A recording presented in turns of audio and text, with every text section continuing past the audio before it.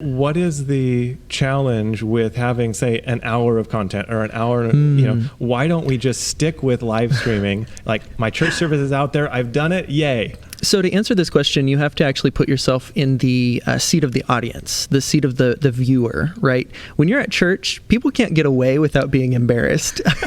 You literally can't run out of the building without people noticing. There's a social pressure to stay in your seat until it's done. If somebody gets up and leaves, it's actually kind of offensive, right? Like, I prepared this sermon and you left.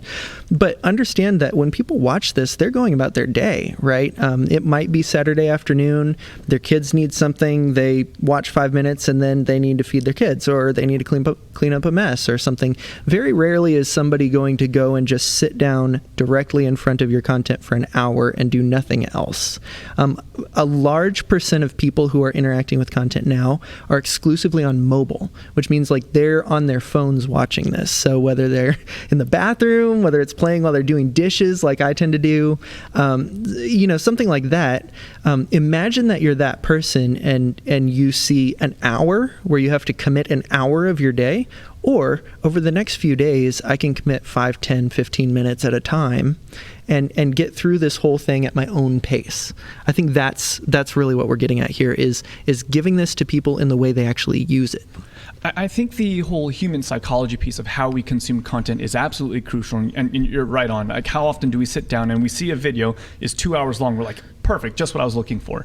Chances are, you're looking for something under the 10-minute range, and so this is certainly how people consume content. But it's also true that this is actually what the platform itself is looking for.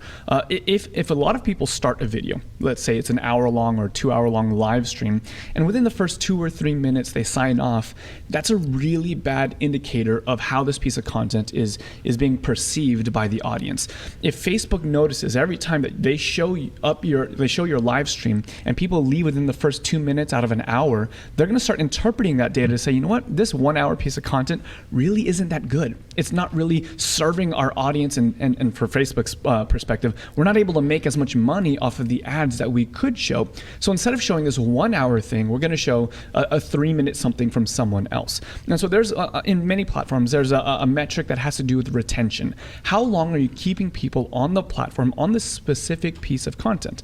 And just human psychology says, hey, if it's an hour, 2 hours long, only your diehard fans are going to be the ones watching it. Only your dedicated church members, and it might be a great thing for your weekend service or something like that. But how does a piece of content perform on Sunday, on Monday, on Tuesday, on Thursday evening? And so if it's only performing well between the hours of 9 and 12 on Saturday morning, it's not really going to go as far. So what would it look like for us to chop it up? And so that way, when we have a 5-minute clip, people are actually watching 3 or 4 minutes. Now, it might not be a huge shift. Maybe they're still only watching 3 minutes, but now instead of a 5% completion rate, now it's in the 60s, 70s, 80% completion. So Facebook or YouTube or Instagram or Twitter, whatever it is saying, hey, this piece of content is more valuable than its larger brother or sister.